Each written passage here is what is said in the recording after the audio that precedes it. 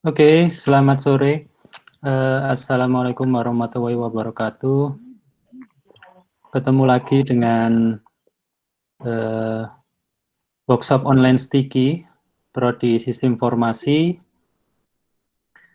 Untuk workshop kita hari ini, judulnya adalah AC ETL using Streamset Data Collector. Ya, nanti akan dibawakan oleh Mas Asrul Sani Arisandi. Beliau adalah mahasiswa Sticky, kemudian beliau juga research engineer di kata.ai.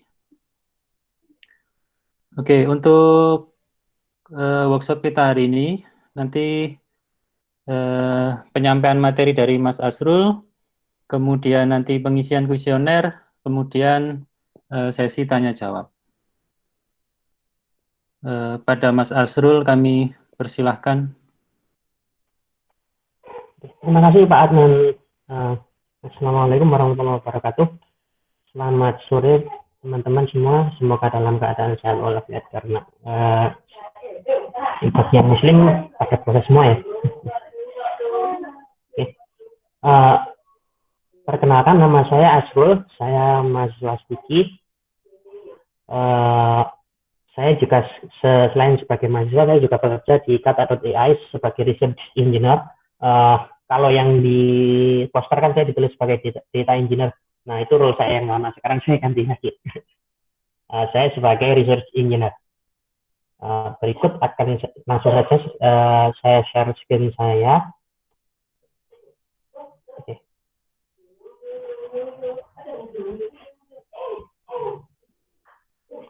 Pak Anan, mohon bantuannya. Apakah presentasi saya sudah terlihat?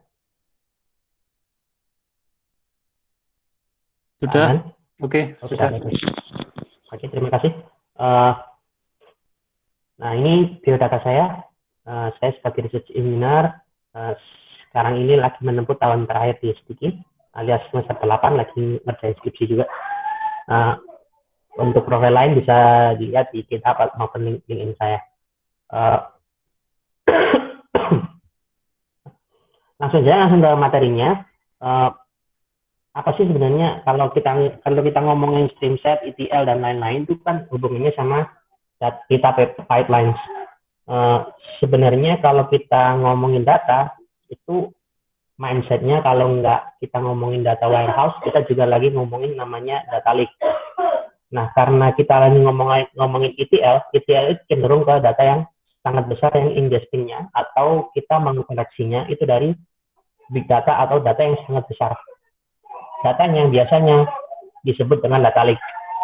Nah, kenapa kok disebut data lake atau danau dari sebuah data?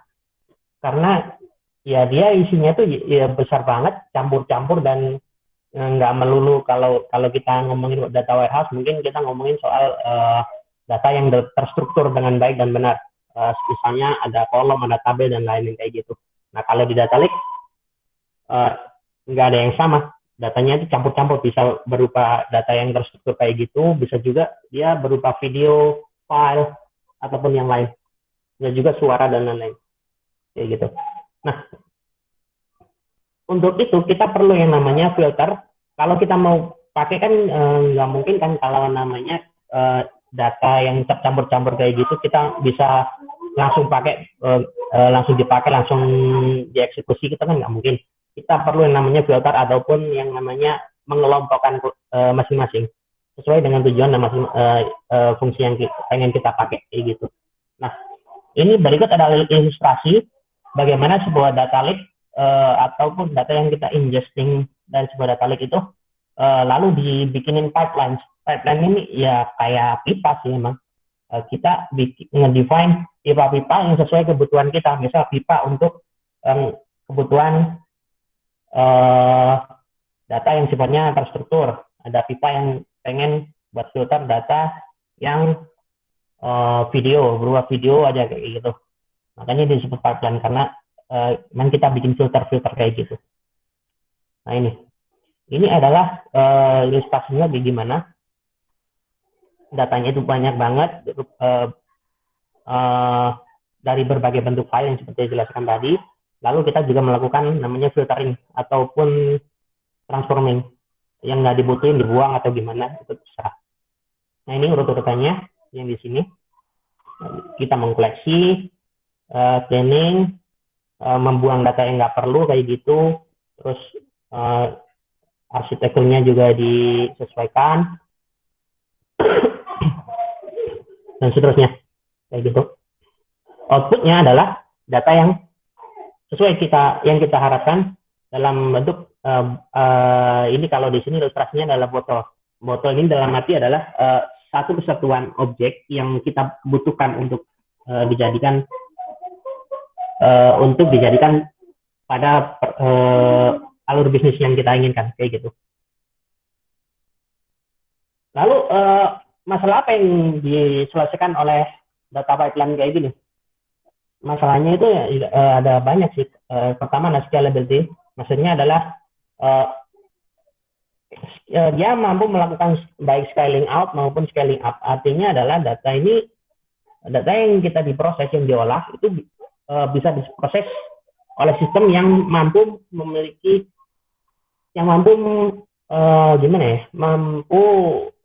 memiliki kemampuan untuk melakukan kedua fungsi tersebut, seperti scaling out sama scaling up. Scaling out itu artinya dia mampu mendistribusikan proses atau distributed system, prosesnya bisa dilakukan secara paralel, maupun scaling up atau melakukan upgrade sistemnya kayak gitu. Complexity, berikutnya adalah complexity. Ini menyangkut kompleksitas dari data yang diproses. Observability dan extendability ini lebih ke arah bagaimana data itu bisa dianalisis dan bisa dilakukan pengelompokan, dan di strukturnya itu dari lebih yang apa yang kita inginkan kayak gitu. Goalnya adalah data provenance delivery yang tergaransi. Maksudnya dalam arti kayak gini, apa yang diinginkan oleh end user, ataupun kalau di Kata itu kan kalau kita ngurusin soal data, end usernya adalah orang data science, bisa klien ataupun klien kita, ataupun orang-orang yang membutuhkan analytical data, atau biasanya C-level kayak gitu. Configurable, extendable, dan multi-cloud protocol dan yang lain ini tidak perlu dijelaskan lebih detail lah. Nah, framework yang kita pakai dalam riset saya di Kata, kita pakai namanya StreamSets. Ini riset saya juga. Nah, kenapa kita pakai StreamSets? Ini lebih gimana ya?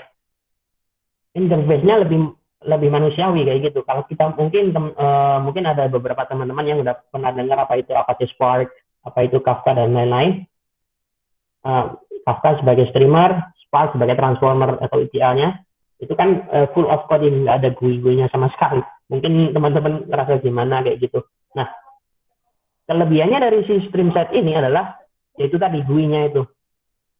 Jadi kalau kita mau mendefine sebuah pipeline, kita akan lebih baik kalau kita mendefine-nya secara GUI, dan karena enak lihatnya. Tapi kalau udah level production, disarankan nggak pakai yang kayak gini, karena ini kelemahannya dari StreamSets ini adalah resource yang gede banget. Dia untuk si framework-nya sendiri, dia makan RAM yang cukup besar, yaitu sekitar 4-8 GB untuk sistemnya doang. Belum kalau kita udah melakukan batch processing atau apa, atau stream processing, bisa jadi melar jadi berapa, 16, 32 GB, ataupun bahkan bisa lebih. Kalau udah level company besar, bisa jadi sampai ratusan giga untuk RAM-nya doang. Nah, use case-nya yang tadi, data yang ada dari sosial media, IoT, ini kita ingest atau kita consume, lalu kita olah untuk kita jadikan sesuai kebutuhan yang kita ingin kayak gitu. Nah, kalau di Kata, use case-nya adalah sebagai machine learning dataset atau data testing. Karena kita fokusnya adalah di NLP, maka dataset dan data testingnya itu dikhususkan untuk NLP. Yang kedua adalah platform analytics, seperti yang saya jelaskan tadi. Orang level sama klien kita itu pasti butuh yang namanya untuk analitik, sama orang marketing pastinya. atau biasa disebut kalau kita namanya sales development kayak gitu. Lalu yang terakhir sebagai karena kita lagi juga mindahin dari sistem yang lama ke sistem yang baru juga, data warehouse atau data lake yang baru, kita pakai screenshot ini salah satunya toolnya. Kalau tool yang lain kita ada Apache Beam, ada Airflow, dan lain-lain. Gitu. Oke, sekian presentasi dari saya. Kita langsung aja demo. Kayak gimana? Oh ya, sebelumnya ada pertanyaan nggak? Kalau ada, monggo. Sebelum kita terlalu jauh.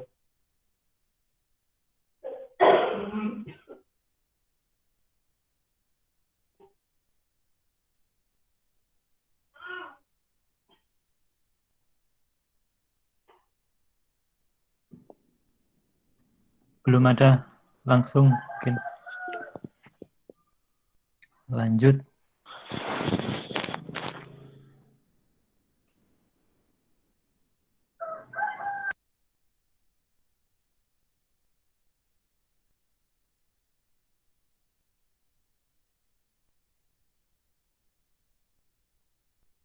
Oke, nggak ada pertanyaan nih.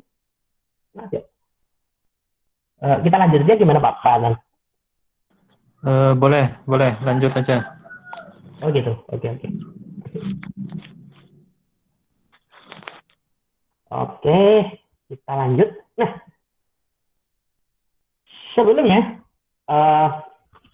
ini dashboard dari si Streamset itu sendiri, Streamset Data Collector khususnya. Oh ya, kalau mungkin agak ya jadi promosi produk orang deh. Streamset ini punya beberapa produk, ada data collector, ada namanya,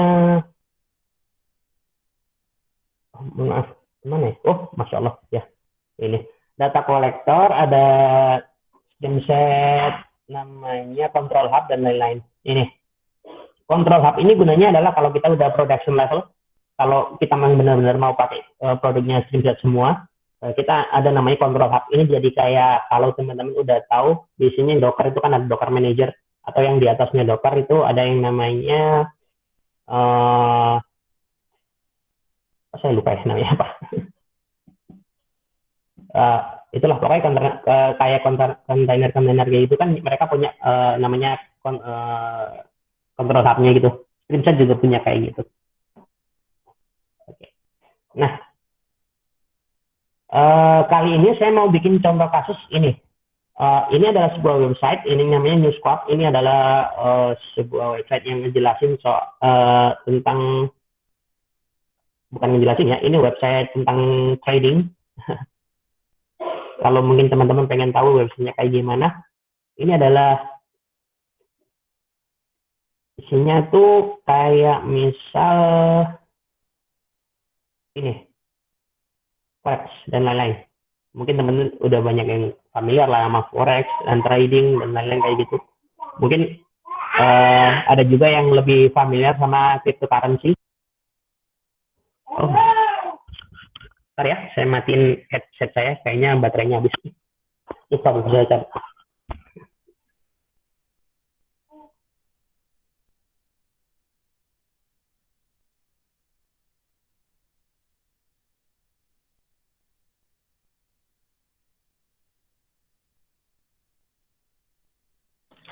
Halo, Asrul, bentar. Gak kedengeran suaranya.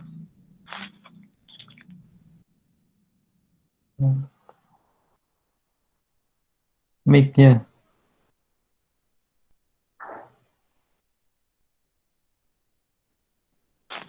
Halo.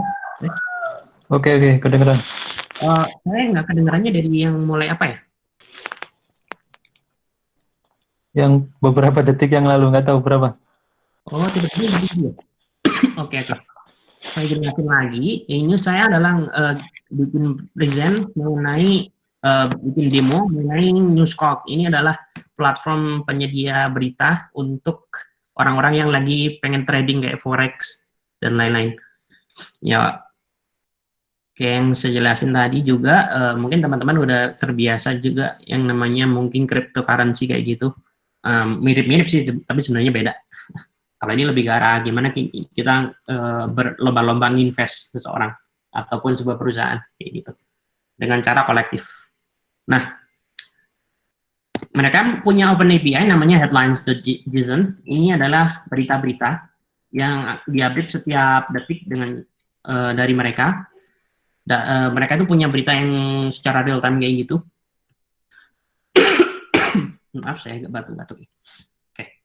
Nah, ini setiap berita itu ini punya beberapa kolom, punya atribut kayak ID, update, sequence, publish ad, dan lain-lain kayak gitu. Nah, goal kita dalam simulasi ini adalah kita bikin sebuah data yang field yang kita butuhkan doang. Misal kita cuma butuh ID, updated ad, ini terus publish ad ini cuma kita butuhkan yang unique timestamp-nya kayak gini, ini jadi di sini gitu. Yang lain nggak dibutuhin, kita buang atau gimana. Sama updated ad juga.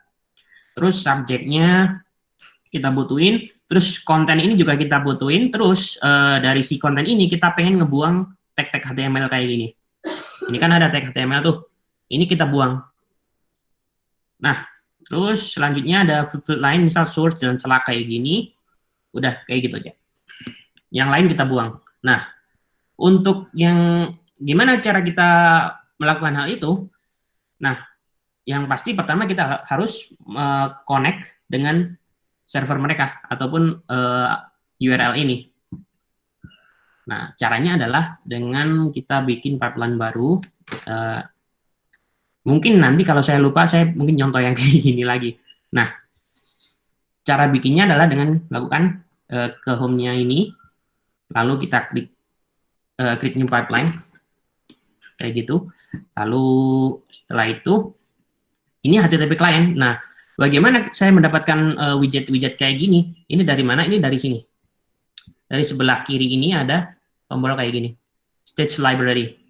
Nah, teman-teman bisa milih originnya dari mana. Kalau kita mau ngambil data awal, itu pasti namanya origin. Lalu untuk yang tengah-tengah ini adalah prosesor, dan destination adalah output yang ingin kita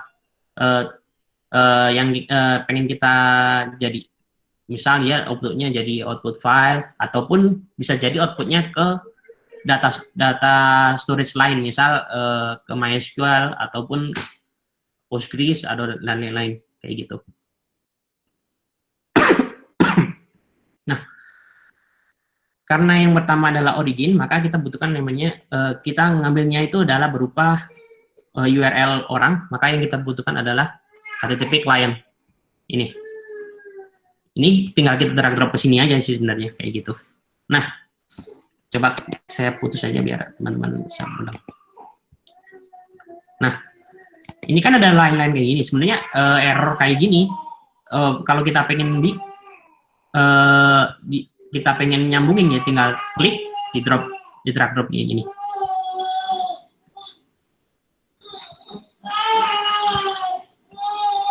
Nah, kayak gini. Nah, berikutnya adalah dari si HTTP client ini, kita mau ini adalah ada configuration properties dari si widget yang sebelah sini, di bawah sini widgetnya. Nah, ini kita bisa melakukan konfigurasi website tujuannya apa, URL-nya itu, terus modenya apa, streaming, polling, atau batch, kayak gitu. Lalu kita bisa setting yang lain dan lain-lain. Ini karena kita warga plus 62, jadi kita pakai GMT plus 7 sampai GMT plus 9, kayak gitu kan ya. Jakarta mana ya? Oh ini.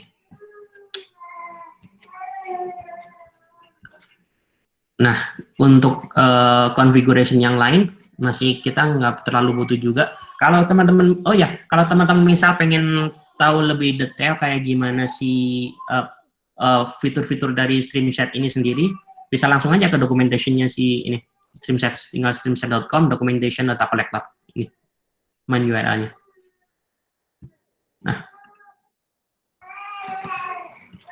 Nah, pertama adalah seperti yang saya bilang tadi, kita pengen melakukan yang namanya membuang field-field yang nggak pengen kita pakai.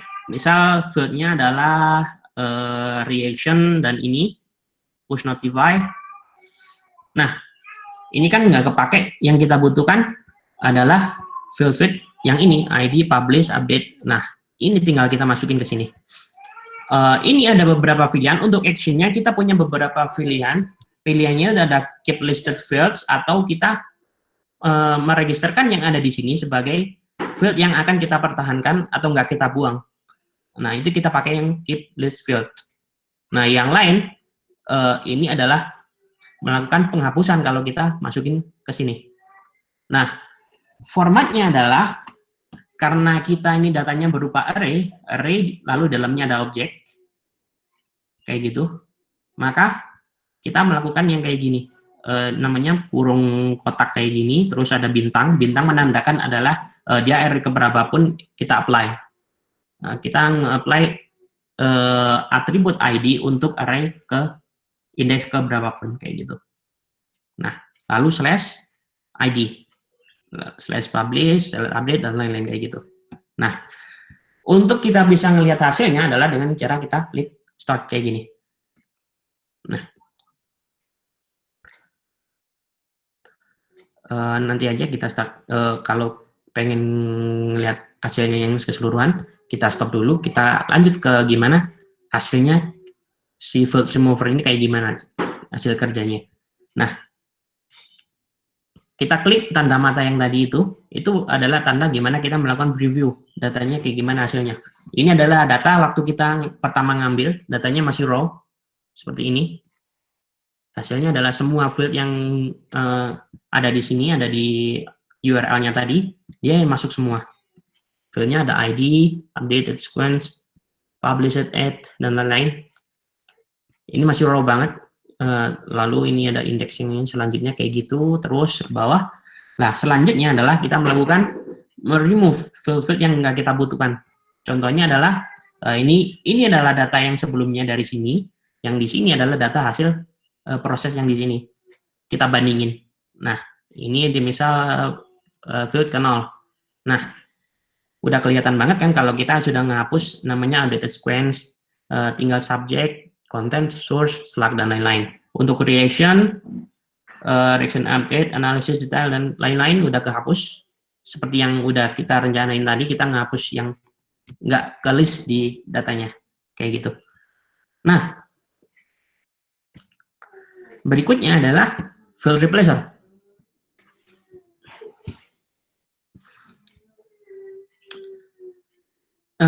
Kita adalah sebelum ke sana kita lihat dulu gimana field replacer ini bekerja. Oke, teman-teman cara ngambilnya jangan lupa untuk yang sifatnya adalah data processing adalah kita ngambilnya dari prosesor kayak gini. Field remover ada di sini. Lalu ada juga field replacer. Ini.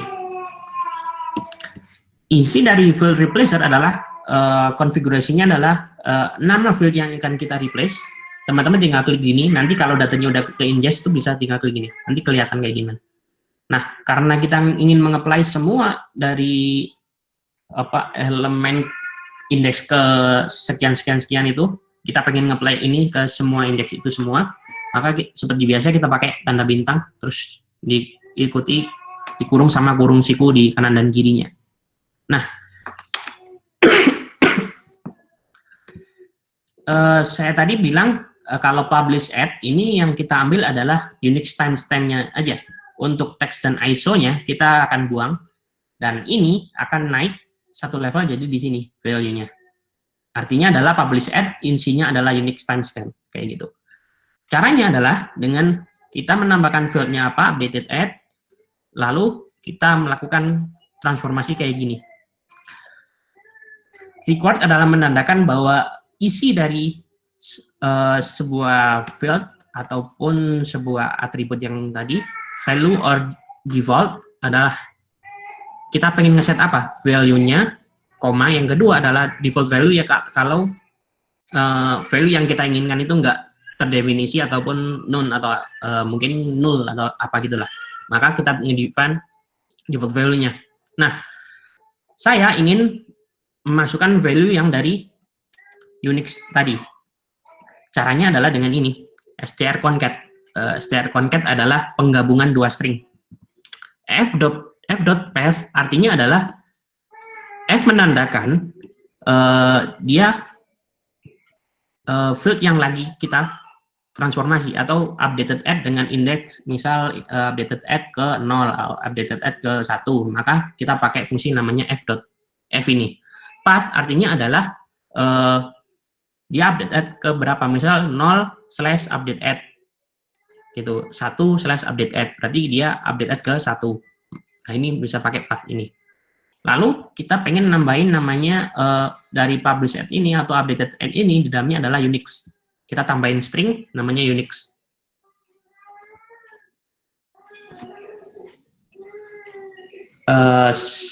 Lalu kita apply juga ke publish add. Ini sama, update sama publish juga sama. Berikutnya adalah seperti yang saya bilang tadi, kita pengen ngebuang namanya tag HTML yang ada di sini.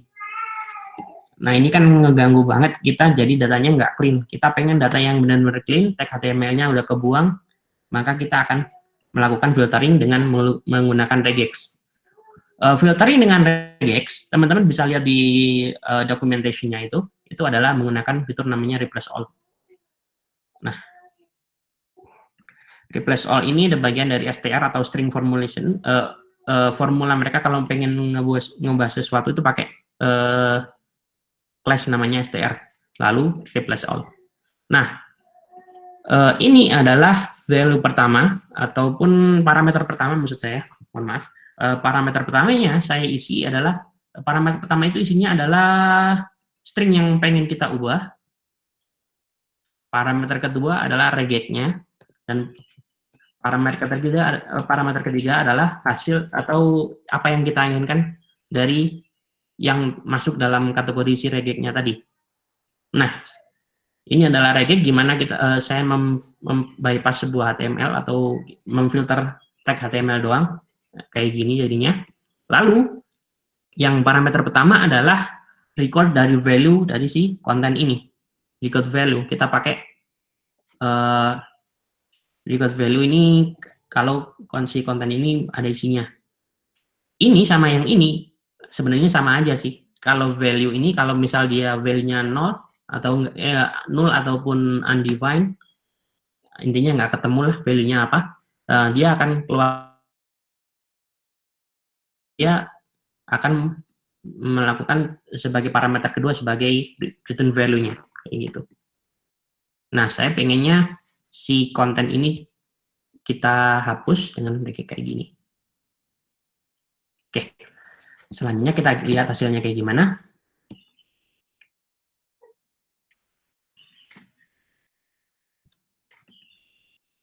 Nah, ini kita lihat dia masih untuk data sebelumnya dari sini dia masih punya tag HTML kayak gini. Terus kalau udah dihapus, nah jadi kayak gini. Untuk yang si publish add sama updated add yang asalnya dia adalah berbentuk objek, dia jadi integer kayak gini. Yang ini dimasukin langsung ke updated add kayak gitu. Oh ya, sampai sini ada pertanyaan, teman-teman?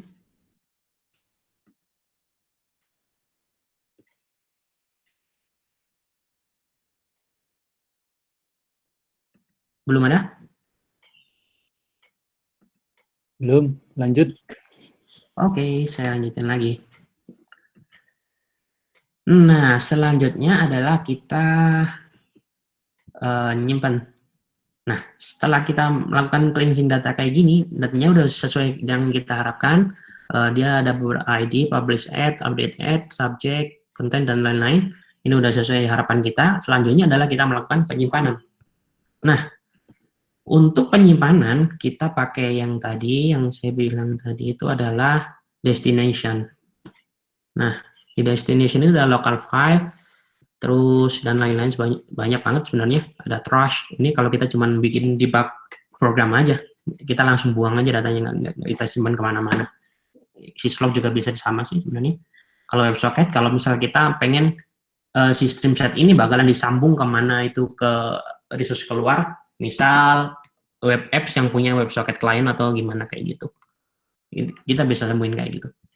Atau yang lebih keren lagi mungkin disambung lagi ke Kafka atau apa. Nah, kali ini kita akan pakai yang namanya, karena kita bikin simple implementation-nya kayak gimana, kita pakai local file storage kayak gini. Nah, kita tinggal nge-define di configuration-nya itu, output file-nya kayak gimana, tipenya apa, text file, full file, sequence, dan lain-lain. Lalu kita mendefinisikan dia extension-nya apa. Ada pertanyaan? Oh enggak. Oke. Lah ini filenya kayak gimana, ini format file prefix-nya kayak apa, terus ini destination path-nya, the time zone-nya apa, kayak gitu, dan lain-lain. Jangan lupa untuk diubah juga yang ini, data format-nya. Biasanya error kalau nggak diubah nih. Data format-nya kita pilih JSON saja, karena kita memang butuhnya JSON. Nah, terus udah gitu aja sebenarnya. Tinggal dieksekusi, kita lihat hasilnya kayak gimana. Oh ya, ini tadi yang kalau mata ini masih belum eksekusi ya teman-teman. Ini masih baru simulasinya doang. Hasil akhirnya kita nggak tahu kayak gimana. Masih itu kalau kita ngeklik yang batu tab tadi kayak gimana. Nah ini datanya. Input datanya, outputnya nggak ada karena kita langsung nge-write ke file storage. Kayak gitu. Oke, saatnya kita demo, kita jalanin. Nah, ini nggak ada yang error. Nah, nanti ya untuk si stream set-nya sendiri akan ngeliatin prosesnya kayak gimana, berhasil apa enggak.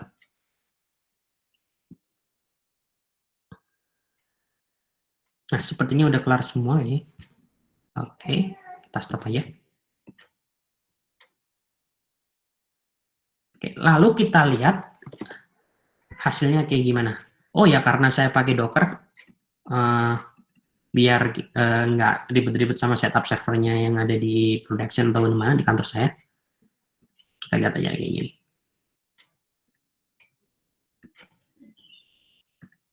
Kita lihat hasilnya. Tadi kita naruh destination-nya itu adalah di yang namanya di mana itu ya? Lupa saya. Nah, outputnya adalah home SDC log. Kita lihat di sana. Ada nggak?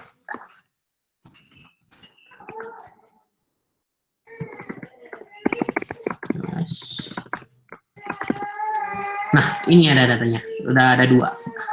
Tadi kita nge-create pertama yang tadi. Ternyata ke-create 2 kali. Benar. Oke, kita lihat isinya adalah cat SDC.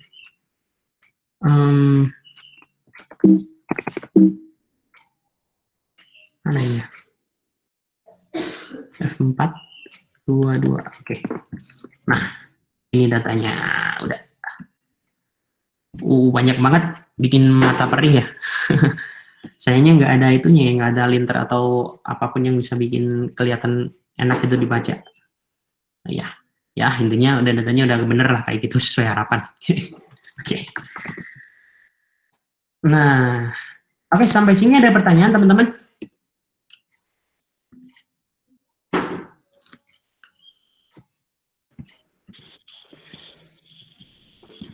Oh, absen ya. Sudah dari sini Asrul sudah materinya atau masih ada sih dikit lagi. boleh dilanjut dulu nanti pertanyaan setelah. Oke. Siap-siap. Kelanjutan materinya sih sebenarnya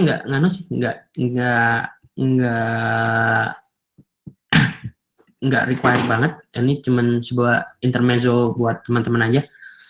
Kalau teman-teman udah pernah dengar apa itu Apache Spark, terus Kafka dan lain-lain, Streamset ini dia dibuild on top of CDHA atau Cloudera Manager. Itu sebuah framework ataupun monitoring control hub-nya untuk big data. Nah, kalau misal teman-teman pengen nambahin, kayak misal pengen nambahin Spark komponen di sini, itu bisa. Di sini. Tinggal tunggu plus tadi, teman-teman pengen nambahin misal Kafka gitu. Nah, ini ada nih. Tinggal ditambahin, dicentang. terus kita add install gitu. Ini ada banyak banget, ada RabbitMQ, Apache Kuduk, terus Apache Spark juga ada. Spark. Ini.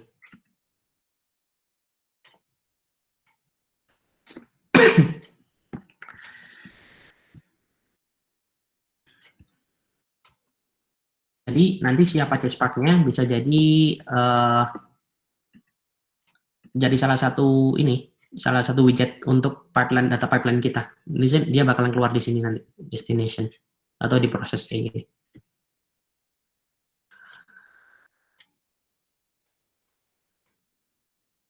Oke, sekian, terima kasih presentasi dan demo dari saya. Ada pertanyaan? Oke. Terima kasih Azrul.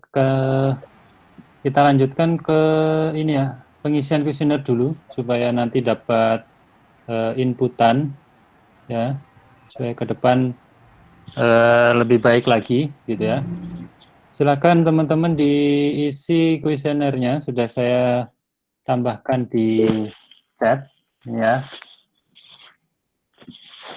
Mungkin istirahat dulu 5 menit Azrul ya, sambil nunggu teman-teman isi kuesioner.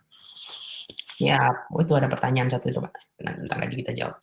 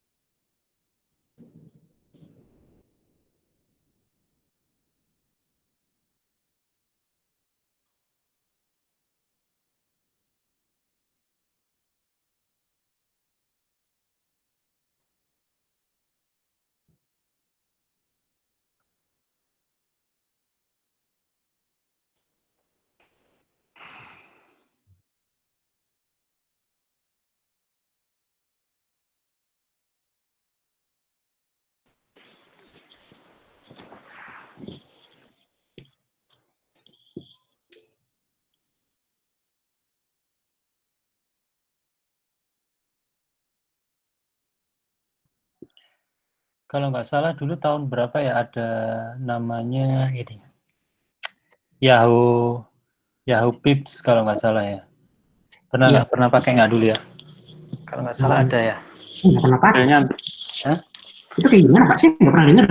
Baru dengar kali ini saya, beneran. hampir sama sih konsepnya. Jadi ada buat collect data gitu hampir sama.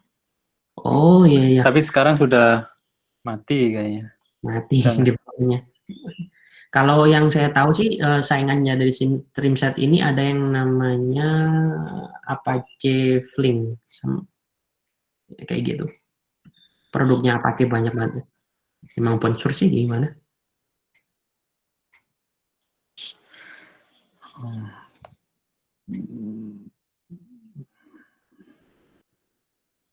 Oh, kalau baca di Wikipedia sih dari 2007. Terus terakhir 2015 sudah nggak aktif. Mati. Ya, seiring dengan Yahoo-nya mati mungkin ya. Yahoo-nya udah mati. Dan mereka juga mati juga. Ada namanya Apache Nivi juga, Pak. Itu si saingannya si StreamSet. Tapi UI-nya saya pernah lihat itu, aduh bikin sakit mata beneran dah. Mending StreamSet ini deh, pokoknya kalau pakai. StreamSet ini kayak lebih ini ya, apa namanya? Lebih enak gitu loh. UI-nya. Iya, lebih manusiawi lah paling.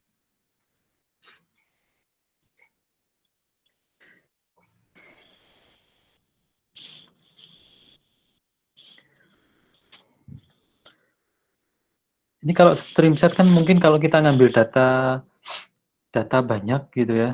Iya. Itu di blok nggak kira-kira sama ini ya, apa namanya? Providernya ini. Provider datanya. Iya. Ya, itu regulasi dari pemilik data kan Pak. Tergantung juga. Bisa jadi mungkin kalau misal tadi kan saya pakai demonya pakai Newsquark gitu kan.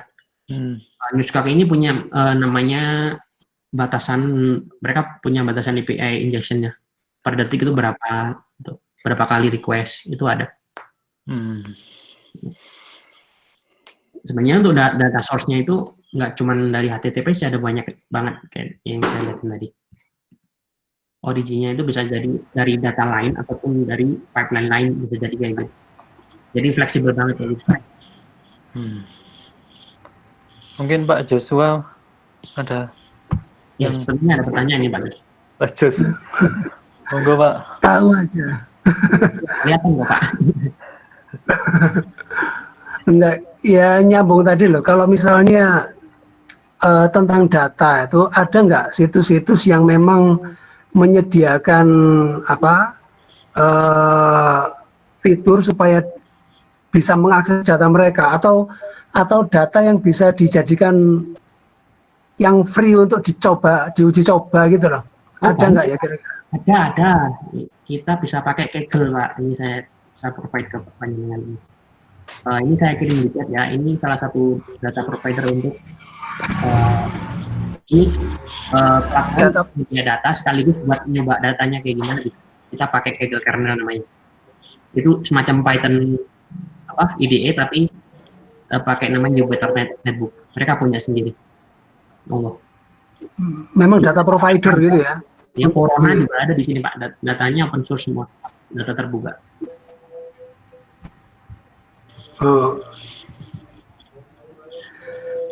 Sambil di awal itu saya kepingin nanya, ini kan Mas Asrul ini kan sebagai research engineer mestinya ya. Iya Pak, ya. Nah, itu saya penasarannya gini, yang dilakukan itu di kantor kalau sebagai researcher Ya. itu ngapain? Maksudnya ngapain itu? Apakah uji coba, mencoba aplikasi-aplikasi itu, atau mendokumentasikan apa yang sudah dikerjakan? Kalau lebih spesifiknya research engineer itu ngapain gitu di sana? Oh gitu, oke. Kalau di kantor saya itu ada yang namanya research scientist. Ini isinya orang-orang yang ngurusin rumus-rumus matematika yang sifatnya untuk ML atau machine learning. Contohnya adalah ngurusin naive Bayes kayak gimana kayak gitu. Terus core coding Python-nya kayak gimana. Nah, kalau itu urusannya orang si research scientist. Kalau saya research engineer, hampir sama sih. Kita nge-research coding kayak gimana, kita bikin sebuah solusi. Misal kayak contohnya tadi ada Newsquark. Nah, misal kita pengen Newsquark ini pengen nge-research sebuah core product, kita pengen bikin Newsquark ini jadiin aplikasi Android atau apa gitu. Kita nginjak data dari Newsquark, kita buat solusi untuk orang pengen kayak gimana. Misal, saya pengen tahu tanggal hari ini ngapain gitu. Ya kayak gitu. Nah, kalau kita cuma bikin aplikasi CRUD doang kan, nggak perlu bikin tim riset khusus kayak gini kan. Nah, pastinya ada yang lebih dalam kayak lagi. Misal kita pengen, mungkin ini bisa di-applicable ke arah machine learning. Misal, kita mau bikin sentimen datanya kayak gimana. Kita pengen bikin grafiknya kayak gimana. Atau analytical datanya kayak gimana. Hasilnya kayak gimana. Itu kerjanya si research engineer. Kayak gitu. Itu boleh tahu nggak gimana mendokumentasikan solusinya itu gimana? Ya, ini ada Pak. Kita punya platform sendiri buat documentation hasil research kita. Itu jadi kayak kalau mungkin Bapak kalau lihat di GitHub itu kan ada readme gitu kan. Nah, kita bikin gitu. Oh, jadi langsung di upload di GitHub gitu ya? Iya, tapi kita solusinya ya nggak pakai GitHub. Nggak ada format yang spesifik itu, harus yang ditulis apa, pekerjaan apa, tanggal berapa gitu, apa nggak ada gitu ya? Ada Pak, ada. Nanti tiap berapa iterasi gitu kita bikin jurnal internasional kayak gitu Pak. Kalau tim saintis lebih Kalau riset engineer kita masih belum, karena ini timnya masih baru juga. Kemungkinan mulai tengah tahun ini itu dia juga mau bikin jurnal juga kayak gitu hasil risetnya. Iya, iya, iya. Soalnya kan saya pernah lihat artikel yang Mas Asrul buat itu kan bagus gitu ya. Jadi yang kelihatan banget kalau itu hasil riset gitu loh. Jadi kan kepingin tahu juga. Jadi awalnya itu apa sih yang dikerjakan sehingga bisa menghasilkan apa sebuah format tulisan yang bagus. Bayangan saya sih kalau apa yang Anda kerjakan itu pasti ada format tertentu untuk nulis pekerjaan atau bagaimana mendapatkan solusinya itu kan pasti tertulis.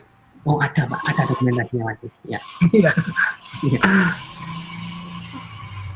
Soalnya kan gini, hasil riset kita itu, ya hasil risetnya entah itu riset engineer ataupun riset scientist itu pasti di-apply ke hasilnya itu pasti sangat dibutuhkan oleh teman-teman dari tim produk.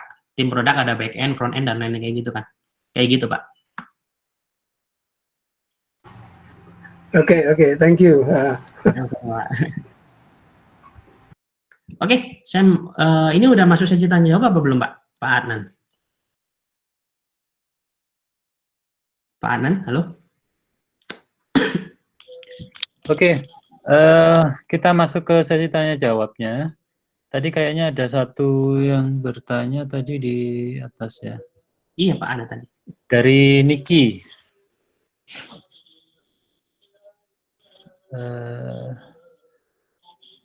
Tadi mana ya?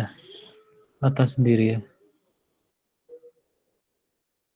Ya tadi kalau nggak salah pertanyaannya gimana kalau kita pengen jadiin CSV karena kebiasaan pakai Pandas data frame. Oh ya ini ada nih.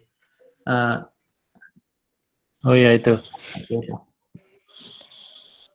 Output data bisa dalam bentuk CSV kah? Ini. CSV. Nah, kalau kita mainin CSV, sementara ini kita bisa. Oh saya share screen lagi ya biar enak melihatnya teman-teman. Ini ada di limited. Teman-teman bisa pakai ini. Udah kelihatan belum sih? Sudah. Oke. Nah, ini local file storage, kita data formatnya kita pilih di limit. Kita pakai CSV gini. Ini ada. Nah. Apakah udah ngejawab pertanyaannya? Oke, sudah mungkin. Lupa saya tadi. Mas Niki. Mas Niki Rufiansyah, angkatan 15. Boleh nanya lagi ya, Mas? Monggo, silakan, monggo. Ya. Boleh nanya lagi? Iya, monggo, silakan. Ya. 15, Mas.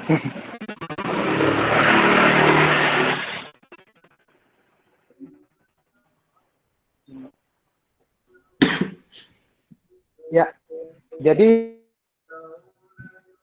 saya lagi mempelajari data science, jadi ya tentang yang modul-modul di dalamnya ya apa regression linear dan lain-lain itu saya pakai bahasa R atau Python kan. Nah di Python tuh ada library Pandas gitu kan. Iya, Saya tanyakan ini Mas, apakah data engineer tuh mengasih ke data ke orang data science itu dalam bentuknya CSV atau di dunia nyata itu seperti apa yang saya pelajari? Contoh modul yang diberikan itu datanya dalam bentuk CSV. Apakah boleh JSON atau gimana itu kalau seorang data engineer yang mengasih datanya yang sudah clean ya, yang sudah rapi gitu, dibandingkan data science. Kalau di dunia nyatanya itu seperti apa tuh, Mas? Kok dunia nyata sih, Mas? Kita lagi di mana sih sebenarnya? Ya, nah, maksudnya di dunia kerjanya gitu. Nah, kan yang saya pelajari, yang saya lakukan ini kan masih dalam konteks data yang saya download dari Google, Kaggle gitu yang biasanya tempat dataset yang tersedia banyak gitu kan. Kalau di realnya tuh seperti apa sih Eh, kerjaannya? antara iya dan enggak. Maksudnya dalam arti gini, kebutuhannya kita harus menyesuaikan juga sih sebenarnya. Kalau memang orang data science itu pengennya dalam bentuk CSV, ya udah kita kasih aja mereka data CSV. Oh, suara apa tadi? Kalau misal, nah, Gitu ya. kalau Tapi lebih sering kita kasih dalam bentuk apa yang lebih sering ya? Apa bentuk JSON begitu? Walaupun di Pandas itu bisa read JSON juga gitu kan? kayak gitu. Oh, kalau di kita, kalau NLP ya, karena kita fokusnya di NLP, datanya kan kebanyakan dalam bentuk teks kayak gitu kan. Teks, biarpun dia datanya, Iya, iya. biarpun dia datanya audio, maka kita punya apa ya, transformer gitu dari audio ke bentuk teks. Kita punya hasil riset kita, salah satunya adalah jadi intinya kalau selama itu bisa jadi dalam bentuk teks yang dibutuhkan oleh orang-orang science, orang-orang AI engineer ataupun ML engineer, ya whatever, it's okay gitu kayak gitu. Kalau di kasusnya di kantor saya itu teman-teman ada yang kita udah punya platform big data kita pakai punya yang namanya Google BigQuery sama kita punya Cassandra. Nah, teman-teman kalau dulu awal sebelum kita migrate ke sistem yang baru, kita ingestnya dari orang-orang data science itu dapatnya dari Cassandra kayak gitu.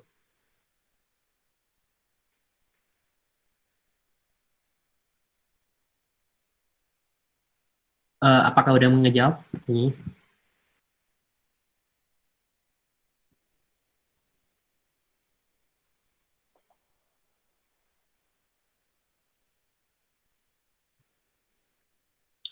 Oke, teman-teman, ada pertanyaan lagi?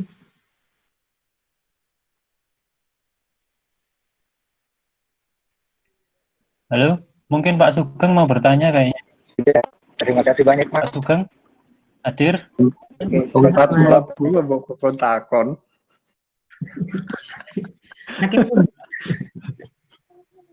Iki mau ngomong apa? Ya wes lanjut. Captionnya sampean impossible tulisannya. Masa? Iya tulisannya.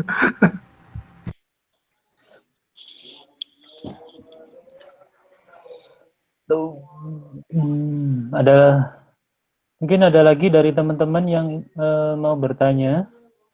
Boleh mungkin bertanya selain yang di materi ya. Oke, itu. Itu untuk Mungkin aja judul skripsi yang mungkin bisa diambil oleh teman-teman. Wah, berat sekali Pak pertanyaannya Pak. Wah, asik kan? Ya seru sih sebenarnya banyak. Kalau teman-teman mungkin kalau dari sisi kantor saya judul skripsinya yang pasti yang hubungannya sama NLP sih. Banyak kan. Misal NER atau Name Entity Recognition kayak gitu. Yang hubungannya sama gimana sebuah teks panjang kita mengekstraksi data di sana itu gimana caranya kita ngedapatin nama orang, dia jenis kelaminnya apa kayak gitu tanpa harus kita tanya-tanya ke orang yang nulis kayak gitu. Dari sentence itu kita bisa langsung deteksi gitu. Misal contohnya. Itu namanya NER, Name Entity Recognition. Kalau di bahasa Inggris kita udah ada library-nya yang namanya NLTK. Kita punya namanya Spicy. Nah, kalau bahasa Indonesia ini yang masih belum ada titik bakunya kayak gitu. Tapi kalau datasetnya ada nggak ya kira-kira? Kalau dataset ada banyak. Ini ada yang dari UI nggak? Salah satu researcher yang dari teman-teman dari UI itu ada. Mereka nyediain dataset. Ya kalau bikin dataset sendiri kan kayaknya nggak. Capek banget. Bukan maksudnya kevalitannya itu loh. Nanti untuk diujikan, nah itu kan bisa saja nggak apa ya, nggak apa istilahnya, nggak sesuai lah nanti untuk uji sama orang lain misalnya gitu. Kalau kita pakai data sendiri, kalau sudah ada datasetnya kan bisa sama-sama. Ya paling enak kalau dataset itu ya hasil learning yang sifatnya natural Pak. Mungkin kita nginjes data dari Twitter, Itu kan natural banget, orang-orang ngomong apa natural banget kan di Twitter kayak gitu. Itu kita tinggal cleansing atau gimana gitu biar datanya sesuai kebutuhan, biar rapi gitu. Kalau sumber data yang standar ada nggak? Ya itu tadi sih saya recommended dari hasil risetnya teman-teman UI, ada data data itunya, corpus dan word corpus, tokennya itu dan lain-lain itu ada semua di teman-teman UI. Saya lupa namanya, websitenya apa. Saya cari bentar ya.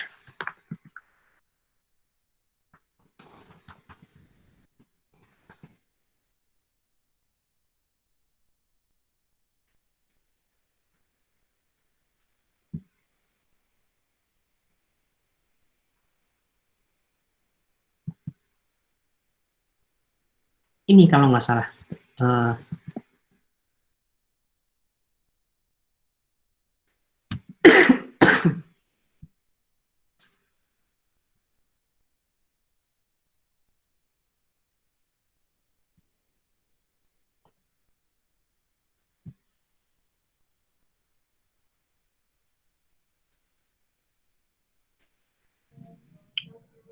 Oke, ada pertanyaan lagi nggak dari teman-teman yang lain? Mungkin ada yang bingung.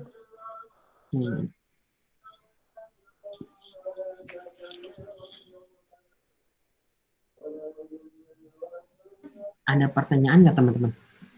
Monggo, silakan tanya. Mungkin kalau sebagai ini apa, sebagai data engineer, ya. Ya Pak. Sebagai data engineer kayak skill untuk ngambil data, terus membersihkan data itu memang skill basic yang harus dikuasai gitu ya. Secara teknis iya Pak. Tapi kalau secara teoritis gimana cleansing data itu sebenarnya kerjaan utamanya teman-teman dari research scientist sih, atau gimana ya, lebih ke arah data scientist. Itu kerjaan utamanya teman-teman data scientist. Tapi kalau karena data scientist itu kalau kita full mereka suruh ngerjain semua, ya kasihan juga sih. Jadi kita data engineer, kalau kita bisa handle, lebih baik kita yang ngerjain kayak gitu.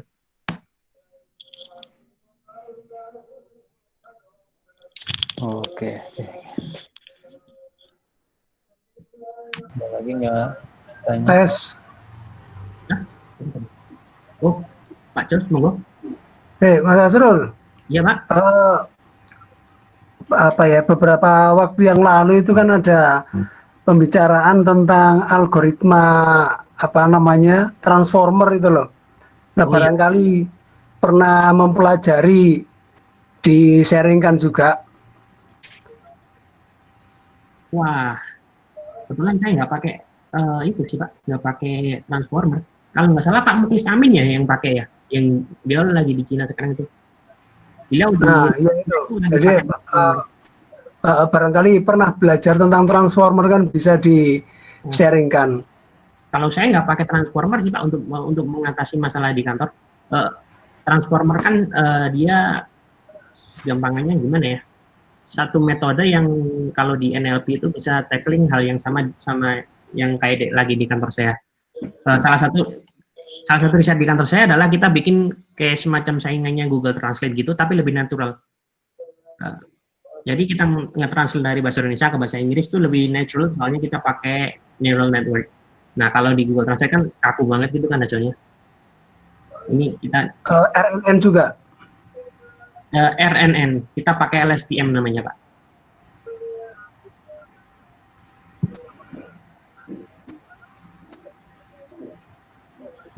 Mungkin kalau referensi LSTM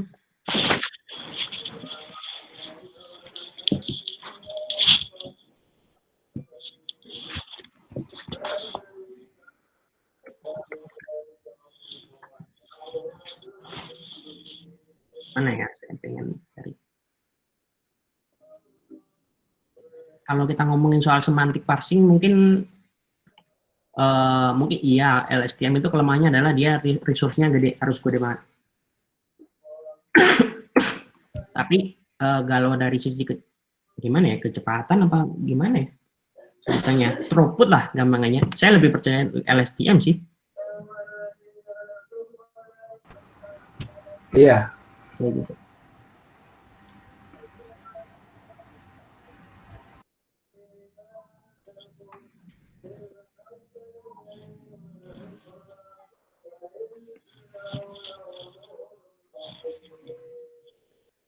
Eh, Oke, mungkin ada pertanyaan lagi nggak? Kalau nggak ada, persiapan berbuka puasa. Masih lama ya? Masih lama Pak, 1 jam lagi Pak. Oh nggak sampai 3/4 lah.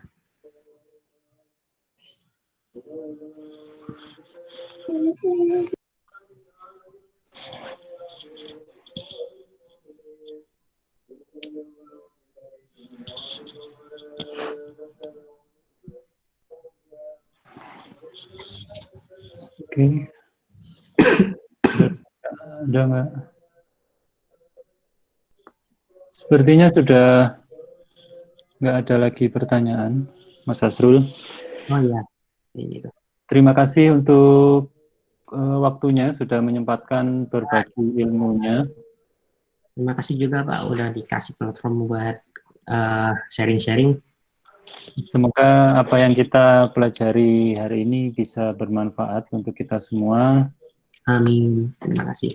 Selamat menjalankan puasa bagi yang menjalankan pada puasa.